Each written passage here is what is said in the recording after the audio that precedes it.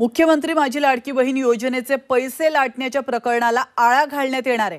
आता लाडकी बहीण अर्जांची कडक तपासणी करण्यात येणार आहे। तर बोगस अर्ज आढळल्यास संबंधितांवर गुन्हे दाखल करण्याचा इशाराही देण्यात आलाय। यापुढे अर्जांची सखोल छाननी करण्याच्या सूचना अधिकाऱ्यांना देण्यात आल्या।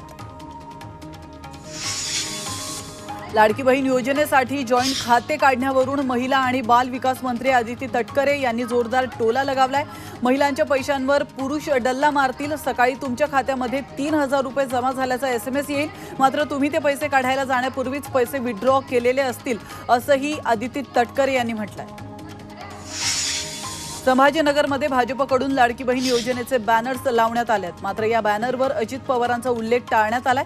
त्यामुळे योजनेचा हा श्रेयवाद होणार असल्याची शक्यता आहे।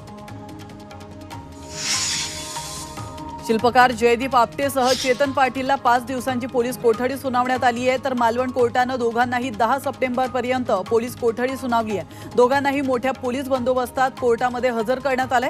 छत्रपती शिवाजी महाराजांचा पुतळा कोसळल्याप्रकरणी दोघांची चौकशी सुरू आहे। जयदीप आपटेवर कठोर कारवाई होईल अशी प्रतिक्रिया मुख्यमंत्री एकनाथ शिंदेंनी दिली आहे। त्याचप्रमाणे सरकार कुणालाही पाठीशी घालणार नसल्याचं शिंदे म्हणालेत। अफवा पसरवणाऱ्यांना चपराक मिळाल्याचंही शिंदेंनी म्हटलंय। जयदीप आपटेला अटक करण्याच्या अगोदर 8 दिवसांपासून त्याच्या सुटकेची तयारी सुरू आहे। या संदर्भात ठाण्यातून सूत्र हलवली जात आहेत असा आरोप खासदार संजय राऊतांनी केलाय। आपटेच्या जामिनीसाठी जे कायदेशीर मदत मिळते आहे ती ठाण्यातून मिळते असाही आरोप संजय राऊतांनी केला।